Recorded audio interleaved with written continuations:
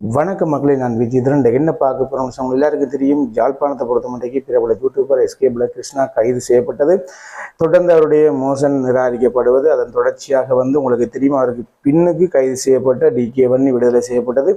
ஏன் இன்னுமே SK black Krishna விடுதலை செய்யப்படலன்னு சொல்லி ஏகப்பட்ட அவருடைய ஆதரவாளர்கள் மட்டும் இல்லாம எல்லாருடைய ஒரு சந்தேகமாக இருந்தது. எங்களோட சேனலுக்கு யாரும் புதுசா வந்திருந்தா சப்ஸ்கிரைப் பண்ணிட்டு வீடியோ பாருங்க. அரசே, நீ இந்த ஊருக்கே மாசா இருக்கலாம், ஆனா உயிருக்கு பயப்படாத என் முன்னாடி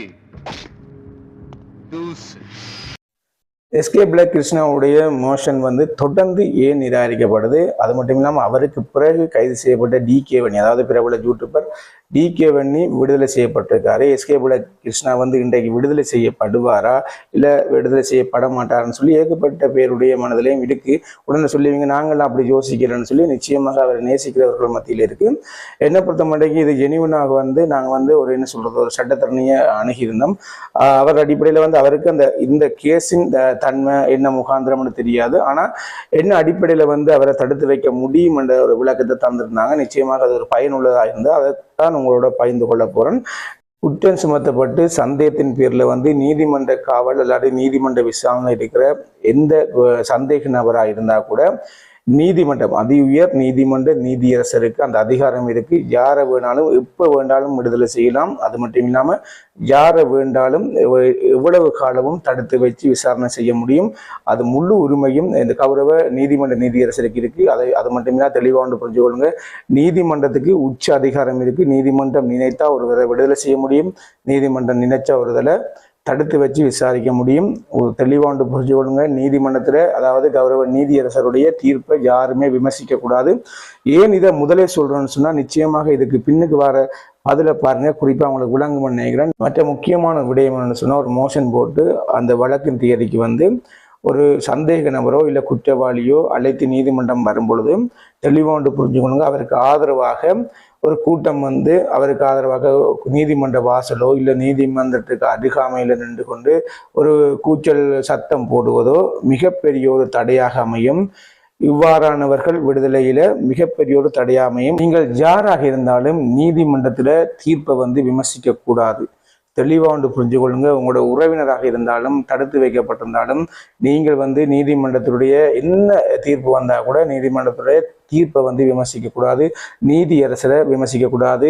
இலங்கையின் உலகத்துல எந்த நாடாக இருந்தா கூட நீதிமன்றத்துக்கு அதுக்கான மரியாதையும் அங்கீகாரம் வழங்கப்பட்டிருக்கு. நீதியரசருக்கு அந்த அதிகாரம் இருக்கு. அவருக்குரிய கௌரவம் வழங்கப்பட வேண்டும் என்பதில் மாற்று கருத்தில் அதை மாறி அவருடைய தீர்ப்பை யாருமே விமர்சிக்க முடியாது. நீதிமன்றத்தில் தீர்ப்பை யாரும் விமர்சிச்சிங்கன்னு சொன்னா மிகப்பெரிய ஒரு தடையாக அமையும். உங்களை சார்ந்தவர்கள் நீதிமன்றத்தால் தடுத்து வைக்கப்பட்டிருந்தா விடுதலை செய்யறதுக்கு மிகப்பெரிய தடையாக அமையும். அதை தெளிவாக புரிஞ்சுக்கணும். ஏன் இதை சொல்றேன்னு சொன்னா, எஸ்கே பிளாக் கிருஷ்ணாவுடைய குடும்பம், நான் இதை முடிஞ்சா நீங்க அவருக்கு ஷேர் பண்ணி விடுங்க. அவங்க குடும்பத்துக்கு அவர்கள் தயவு செய்து எஸ்கே பிளாக் கிருஷ்ணா தொடர்பான அவருடைய தீர்ப்பு தொடர்பான எந்த வீடியோ பதிவும் செய்யக்கூடாது. இதுவும் அவருடைய விடுதலையில மிகப்பெரிய ஒரு தடையா இருக்கும். அதை நான் முதலே சொல்லியிருக்கணும். அவர்கள் புரிந்து கொள்வார்கள், புரியல. என்னை பொறுத்தமட்டிக்கு அவருடைய உறவினர்கள் அவர் சம்பந்தமான எந்தவித விடயமும் வீடியோக்குள்ள பேசக்கூடாது. பேசினா அவருடைய தடை, அதாவது என்ன சொல்றது, விடுதலைக்கு மிகப்பெரிய தடையா இருக்கும்.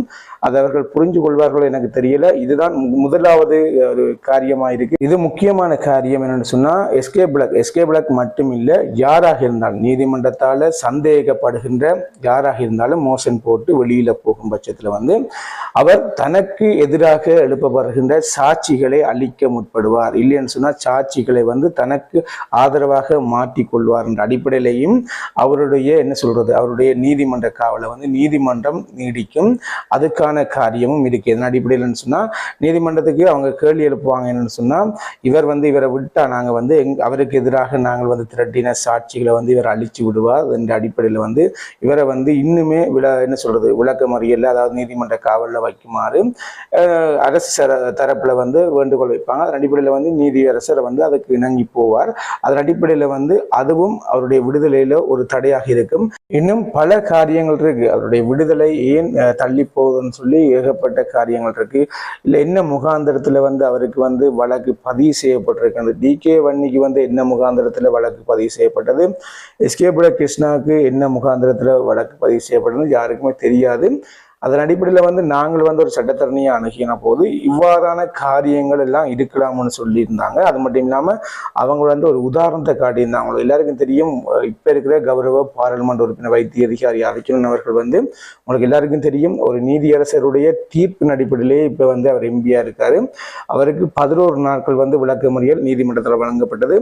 ஆனால் அவசரமாக நீதிமன்றத்தில் மோசன் போடப்பட்டது. 10வது நாளே வந்து மோசன் போடப்பட்டு அவர் விடுதலை செய்யப்பட்டதன் காரணமாகவே அவர் வந்து என்ன சொல்றது எம்பி தேர்தலுக்கான நாமினேஷன், அதாவது வேட்பு மனுவை வந்து கொடுத்திருந்தார். அதாவது என்ன சொல்றது போட்டியிடுறதுக்கான வேட்பு மனு தாக்கல் செய்திருந்தார். அதன் அடிப்படையிலேயே இப்போ வந்து கௌரவ பாராளுமன்ற உறுப்பினர் வைத்திய அதிகாரி அர்ஜுன் அவர்கள் வந்து இப்போ ஒரு பாராளுமன்ற உறுப்பினராக இருக்கிறார் என்றது குறிப்பிடத்தக்கது. என்னத்துக்காக இதை நான் சொல்றேன்னா, ஒரு நீதிமன்ற நீதியரசருக்கு மிகப்பெரிய ஒரு அதிகாரம் இருக்கு. நீங்க இன்னொன்று புரிஞ்சுக்கொள்ளுங்க, நீதிமன்றத்தில் ஒரு மோஷன் போடும் பொழுது பவுடியா மோஷன் போடக்கூடாது. நம்ம எழுந்த வாக்குக்கு ஒவ்வொரு என்ன சொல்றது ஒரு ஏரிங் வருது தானே, நம்ம மோசனை போட்டு போய் ரை பண்ணி பார்ப்போம்னு சொல்லக்கூடாது. நீதிமன்றத்தை வந்து கனம் பண்ண வேண்டிய கட்டாயத்தில் இருக்கிறீங்க. நீதிமன்றம் நீங்க கொடுக்குற காரணம், அதாவது நாங்கள் வந்து கட்டாயமாக ஒரு காரணம் சரியா இருக்கா, நாங்கள் விடுதலை செய்யப்படணும், இன்றைக்கு உண்மையாவே இந்த காரணத்தின் அடிப்படையில் நாங்கள் இன்றைக்கு எனக்கு ஒரு அவசரமாக நான் வெளியில போகணும், இது ஒரு தவிர்க்க முடியாத காரியம் என்ற அடிப்படையில் வந்து நீதிமன்ற அணுகினா எந்த நீதிமன்றமும் இறங்கும், எந்த நீதியரசரும் அதுக்கான மரியாதையை வழங்குவாங்க. நம்ம வந்து காரணங்களை வந்து சரிவர கொடுக்காத காரணத்தால் இவருடைய என்ன சொல்றது மோஷன் வந்து தடைப்படுவதும் இது ஒரு காரணமா இருக்கு. என்ன சொன்னா உங்களுக்கு தெரியும், அன்றைக்கு கௌரவ பாராளுமன்ற உறுப்பினர் வைத்திய அதிகாரி அர்ஜுன் அவர்கள் வந்து கட்டாயமாக அங்க நீதிமன்றத்தில் வழங்கப்பட்ட ரீசன் என்ன சொன்னா, இவர் போகையே ஆகணும் விண்ணப்பம், அதாவது வேட்புமனு விண்ணப்பத்தில் வந்து இவர் கையெழுத்து வச்சு ஆகணும். அந்த அடிப்படையில் வந்து உடனடியாக நீதிமன்றம் அவர் அதை புரிஞ்சு கொண்டு அவரை விடுதலை செஞ்சிருந்தது. அதன் அடிப்படையில் வந்து இப்போ கௌரவ பாராளுமன்ற உறுப்பினர் இருக்கிறார். அதே போன்று எஸ்கே கிருஷ்ணா வந்து ஒரு மோஷன் போடும் பொழுது நான் விடுதலை செய்யறதுக்கான சரியான காரணத்தை வந்து நீதியரசருக்கு வந்து தன்னுடைய சட்டத்தரணியூடாக வழங்கணும். அதன் அடிப்படையில விடுதலை செய்யப்படுவார். இப்போ நான் வந்து எழுந்த வாக்குல என்ன காரணம் சொன்னாலும் நீதிமன்றம் ஏற்காது. நீதிமன்றம் இப்போ அவருக்கு ஒரு குழந்தை இருந்தாலோ இல்லை அவருடைய குடும்ப சம்பந்தமா எது என்ன சொல்றது வேறு எதுவும் பிரச்சனைகள் சம்பந்தமா ஒரு அத்தாட்சியோ சாட்சியை காட்டி நீங்கள் நீதிமன்றத்தில் மோஷன் போட்டால் அதுக்கு நீதிமன்றம் இணங்கி போய் என்ன சொல்றது மோஷன் வழங்கும். இப்போ மோஷன் வழங்குறதுக்கு காரணங்கள் என்ன, ஏன் வழங்காமல் இருக்கிறாங்கன்றதை தான் உங்களோட பகிர்ந்து கொண்டா உடனே சொல்றதுல நான் எஸ்கேக்கு சொம்பு இல்லை எஸ்கேக்கு சொம்பு இல்லைன்னு சொல்லி ஒரு தரப்பட்சமாக என்ன சொல்றது என்ன ஒரு முத்திர கூட்டம் உட்படாதுங்க. நான் வந்து இன்னென்ன காரியங்கள் அவருடைய விடுதலையில தடையா இருக்குன்னு சொல்லி நான் ஒரு சட்டத்தரணி மூலம் அவர்களுக்கு இந்த வழக்கு சம்பந்தமான எந்த முகாந்திரம் தெரியாது, ஆனால் அது இப்படி இருக்கலாம்னு சொல்லி அவருடைய சட்டத்தரணி அனுபவத்துல வந்து என்னோட பகிர்ந்து கொண்டிருந்தாங்க. நிச்சயமாக நானும் இந்த வீடியோ ஊடாக உங்களோட இதை பகிர்ந்து கொண்டது மிக்க மகிழ்ச்சி. இன்னொரு வீடியோ சந்திக்கும் வரை பாய்.